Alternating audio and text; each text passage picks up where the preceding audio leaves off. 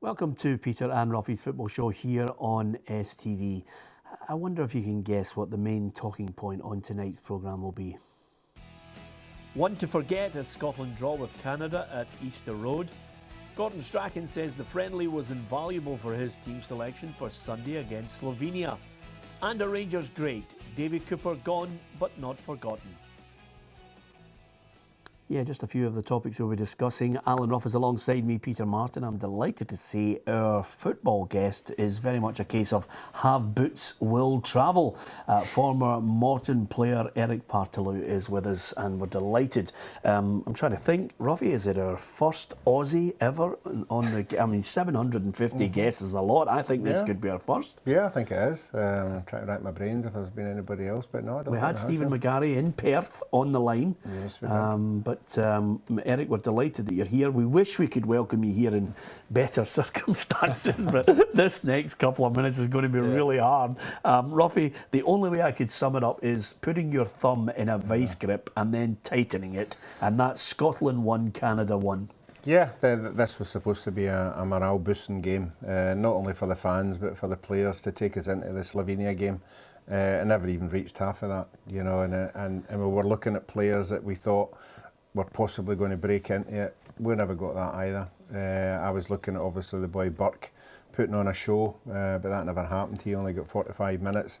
And again, Gordon, and being truthful after the game, never took in it either. You know, he said it in his list of games that he's played and managed, this was a low. So bit of magic needs to be done over the weekend, and he needs to get the right team on the park. Yeah, I don't think you can rule out maybe 5 or 6 Celtic players coming in. They were in the stands watching on. Of course, the newspapers, I think, summed it up perfectly. The Daily Record and the Daily Mail there, Canada put the boot in. And yes, we can. Well, I think we're still to be convinced of that, despite the heroics on the back page of the Daily Record on the Scotland under-17s. It's a different message as far as the main game is concerned. Here's what Gordon Strachan had to say about last night's game. I think it's one of our better decisions to have a game. It's cleared up a lot of things. It's helped a lot of players, but it's helped the coaching staff in particular to where we're going on Sunday. We learned quite a few things tonight. So it wasn't a great night. It'll not be memorable in anybody's minds at the end of my career, but it's invaluable for me just now to use that information we collected tonight for Sunday. That's for sure. Using a golfing analogy, it's very hard to take 2 months off golf and then go and play in the Masters. When the conditions are, it's not the easiest course in the world. So it wasn't the easiest pitch in the world to play in the night with the conditions, and to try and find your form in an international match a night like this was hard. You know, and you could see we're rushed in the first 10-15 minutes, and that spooked us for a bit. I think we could have been braver with passes through people and braver to receive it. But when you've not played a lot of games, it's very hard to just switch on and do that. Well, in the bigger picture, I don't think it really means anything. It's a friendly, but it was disappointing for us as a neutral looking on. What did you make of it? Yeah, it was a bit of a scrappy game. Obviously, like you said, it's a friendly match and everyone's got their eye on Sunday. But I guess the biggest thing is, for what the manager just said there, is that he's looking for players that maybe can stand up to international football, and how else do you test and find out if you can't play them in the friendly games? So I think once the game comes and goes Sunday, that game will be forgotten about, and there's a few standout performances in my eyes. So hopefully those boys get it run on the weekend, but it's all about Sunday, isn't it? Yeah, I mean the man of the match, Ruffy, was Ikechi Anya from the sponsors. Okay, he got pass marks for going forward. Whether he gets that position in Sunday is another debate. Tom Kearney impressed. I thought his use of the ball was excellent, certainly going forward looking for a defence splitting pass. Other than that, your man Burke, disappointing. No, again, it looks as if Kichanya is going to be a fullback. I'd prefer him in a midfield role. I'd prefer him going forward, into the other half where he proved he's excellent against Germany and a couple of other friendlies we had. He was taking on the defence. I think you get more out of him in a midfield role, but we haven't got a right back there, so you have to play him. But I think the way Gordon's talking about there, the need for him, the need fitness. I think this backs up Derek McInnes's argument. You know, we have players in for him. We have the McLeans and the Shinnies all playing regular week in, week out. And that I think that's what would make Derek McInnes more annoyed, that saying that players aren't ready for that kind of game at that level. Yeah, but with all due respect, Ruffy, the Aberdeen players are not going to solve this problem. I can see Gordon coming in, I can see James Forrest, Scott Brown, Stuart Armstrong coming in, possibly Lee Griffiths in there as well. I can see a massive change from the team that took to the field last night. I mean, would you give Chris Martin the starting berth, or would you look to someone else, Jordan Rhodes or Lee Griffiths? Well, that's my major problem just now. We don't know who the right back's going to be, definitely. We don't know who the two centre-halves are going to be, definitely. There's a midfield place up for grabs, and we don't know who the striker's going to be. Now, to go into a game of this magnitude with all these doubts hanging about, it's up to the players to produce it on the night, and we're all hoping they do. I'm sure they will put in a better effort, but it's not the ideal opportunity going into a game like this. Yeah, I don't want to get on too much of a downer on this. Ikechi Anya says this is not the game to judge Scotland. It's Sunday. I think everybody will react how they want to react. You know, the game was put on for a purpose. It served that purpose, and let us speak. After the Sunday game, that's the most important. So I think that's good. Like I say, especially from an individual perspective, it's good to get 90 minutes in if I'm called upon. A few of the other guys got 90 or 65 or whatever they got. So, we'll recover tomorrow and we'll go again on Friday, training. Saturday and Sunday will be the game. There's no excuses because both teams have to play under that surface, So if we didn't look good to you guys, I guess that's your opinion. But I thought we did well in certain parts of the game. And hopefully we can take those parts on Sunday and work on the parts that we weren't so good at. Well, last word on this to the Scotland assistant, Mark McGee. Despite the low turnout at Easter Road of just over 9,000, he had a plea to the Tartan Army. Given the weather and the conditions last night, I think that we were quite pleased with the crowd, to be absolutely honest. I thought it would be less than that. I'm not sure what's expected at Hampden, but I would only implore the supporters, to worst come along, and if we're rubbish, boo us, but come along, because you never know, we might be decent and we might have something to cheer about. Certainly, I can only say to them, I know there's a group of players going into this game that hugely determined. They are positive regardless of previous results, because they are players that are playing well and in good situations within their clubs at the moment. So we expect, to see something really, really positive, a positive reaction on Sunday night that the supporters could enjoy. Erik, you'll know a few Scottish people, you'll be very close to a few. We are in a situation where our manager is working on a game-by-game basis now. Yeah, well, that's international football. I think the world over. It's the same with our manager in Australia. He's done an incredible job and bringing a whole bunch of new boys into the squad and trying to play attractive football. Sometimes just about getting results, and you're only judged on those results, unfortunately. So, it's a tough gig. Yeah, it is. Ruffy, I was talking to your old teammate, Alan Brazil, this morning. I mean, I couldn't even pull him out of the downer he was on with regards to this game.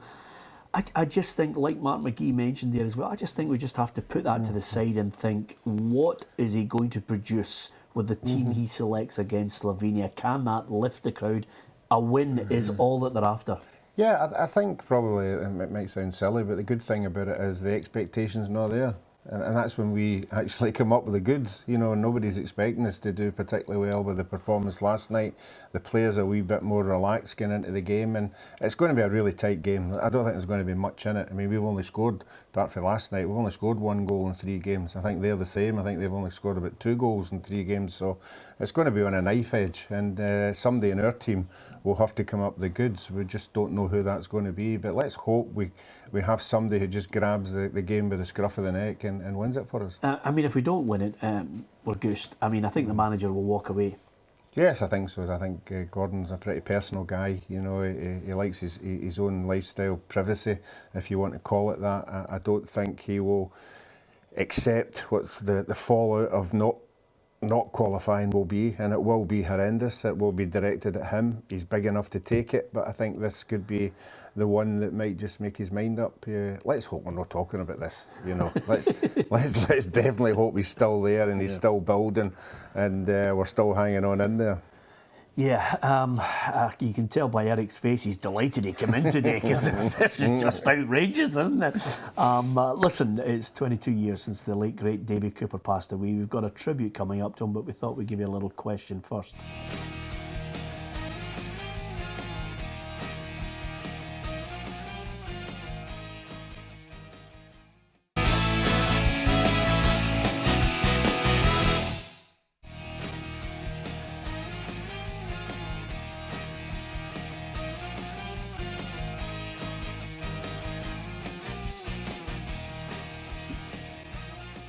Yeah, it's hard to believe 22 years ago we lost Davy Cooper. We could be doing with him now in the Scotland shirt. Believe me, he would be the number 10. He could pick any number he wanted, to be honest with you. We'll have a tribute to the late great Davy Cooper, one of Ruffy's former teammates at international level, a little later in the programme.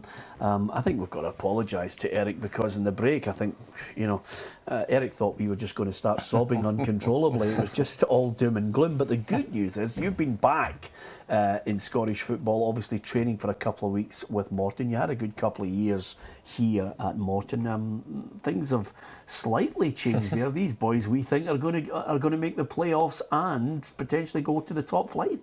Yeah, they're flying at the moment. It's certainly been great to be around the last 2 weeks. Jim Duffy and obviously the boys have welcomed me in with open arms, and just been training the last 2 weeks, just ticking over, waiting for a new club, possibly back home or closer to home.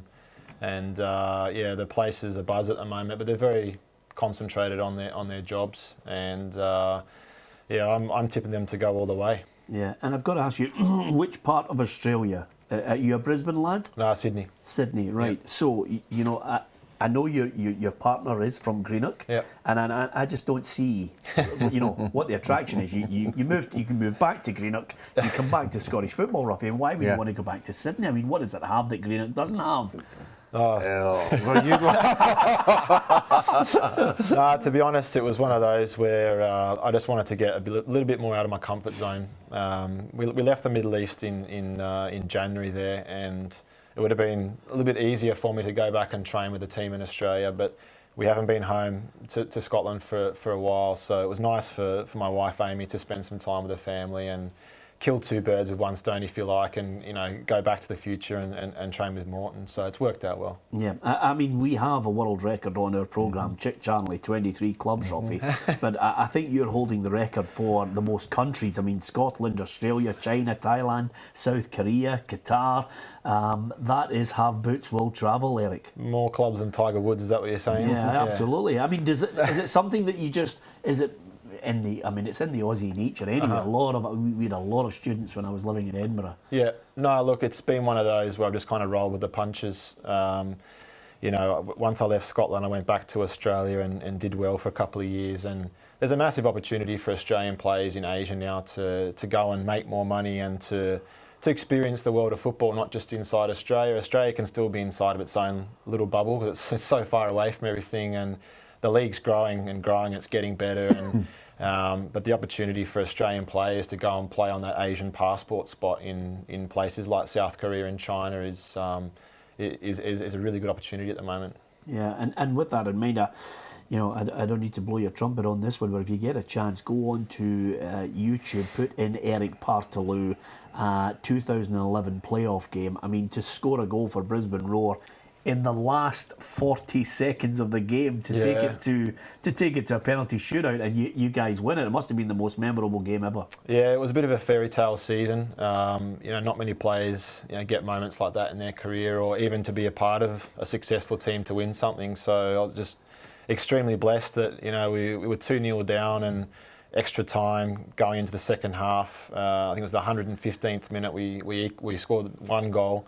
And we got a corner with like 30 seconds to go, and then funnily enough I didn't get picked up, and the ball just came in perfectly, and I rose above it and headed it at the far post, and it literally full-time whistle went straight away, penalties, and we ended up winning the game. So yeah, you look back on it and you just kind of shake your head that it actually happened, one of those ones, you know, so Yeah. it was good. It was magnificent. The crowds were good as well. Just one brief point on this. If the right offer came in Scotland and you thought, well, okay, I could take a little bit of a financial hit, would you consider it? Yeah, look, I'm open to everything at the moment. With my eye more on next season more than anything else. It's very difficult to go to a club at the end of the season and play, you know, 5, 6, 7 games and then worry about next season. And as I said before, having moved around so much, you know, stability does come into the back of your mind. I'm 30 now. I think it's been great moving around and experiencing all the countries we've been to, but certainly in a footballer's life, there's a little bit of a want for, you know, stability. So if the right offer came along, yeah, I would consider it. Yeah, absolutely. Well, we hope it does come along in Scotland, if only for your wife and the fact that we can see you losing that tan you have in the middle of March when it's absolutely freezing here. Listen, we wish you the best with that. Stay with us because there's still some stuff that I want to get your thoughts on as well. Ruffy, Rangers half-term or half-year accounts, £300,000 of a profit, which is something that I think will be welcome to the Rangers support. Dave King's been speaking with Pedro Caixinha. I had a chat with John Brown today. John Brown, Peter Lovenkrands and Barry Ferguson were interviewed yesterday about potentially becoming Pedro Caixinha's number 3. Yeah, well, I think any one of the three of them. You know, I've got Rangers at mind. It's the kind of person they want at the club, and that's the kind of person the supporters will want at the club, even more importantly. So yeah, I think whatever one of the three gets it, you know, it'll be good for the long term. Yep, I think it's good to have that little bit of local knowledge as well. Another point I want to get you guys' thoughts on here, which is something which affects the whole game. I noticed the UEFA president Alexander Kefren was talking about, you know, trying to put a hold on clubs, rich clubs who buy up lots of players and hoard them. Some of them they loan out, and they basically have a lot of good players in storage, and it gives them a real unfair advantage, not only in their domestic game but in the global game as well, Ruffy. Yeah, but have we not tried it before? We tried it with a sort of a stadium thing, didn't we? Our income, you know, against, you know, the signing policy you've got at the club, and it, from the outside looking in, it doesn't seem to have worked. You know, the big teams are still buying the best players, so I think the smaller clubs would agree with that. We hate to see anybody monopolising, you know, particular cups. When we look at the Champions League, it's the same old faces again. It's nice to see some smaller clubs sneaking in there. So anything that they can do like that with the better the club, better the game. Is it possible, Erik, and you know, with Manchester City, with their link up with Melbourne, is it possible to try and think this is a good move that will benefit other clubs? Yeah, yes and no. I can see it from both sides. What's a young player to aspire to? You know, most players, when they're younger, think they're going to play for Real Madrid, Manchester United. Sometimes that's not achievable. But, you know, from boys in Australia, you know, certainly it's to try and get to Europe. Man City have a connection with Melbourne City, and this year they've had a case where 2 players have basically been signed, 2 Aussie boys have been signed from Man City and loaned back to Melbourne.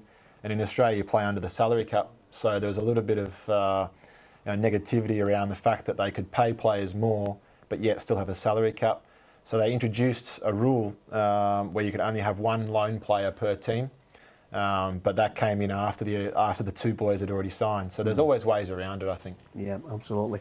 Listen, got to give a mention to all the kids today who were out at Hampden. I was hosting the Show Racism, the Red Card event. Lots of kids submitting great paintings, great messages, Ruffy, of just basically trying to put across the need to distance themselves from sectarianism and racism. It was a great event. Yeah, but it's getting better and better, but I think it's the youth we need to preach it to. Yeah, absolutely. Okay, Ruffy's old teammate Davy Cooper, of course at international level, sadly passed away 22 years ago. He was a wonderful player, always remembered as a Rangers great, but Clydebank and Motherwell too. Gone, but not forgotten.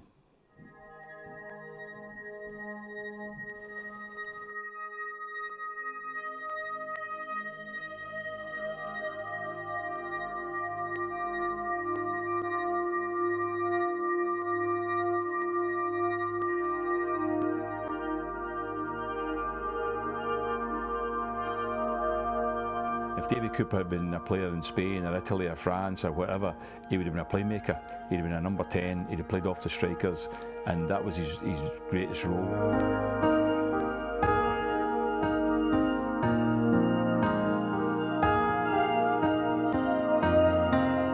think he was way ahead of his time. There's no doubt about that. You know, he could do things with a ball that a lot of people couldn't, and he was so comfortable on the ball. You know, work rate wasn't particularly good, but like all good players, when you've got the ability and the skill that he had, you didn't need it.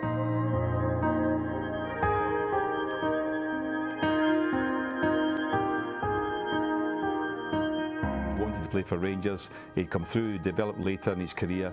You know, it's amazing to think he started at Clydebank. When you get a player of that talent, you think, why was he not spotted by the bigger clubs earlier on?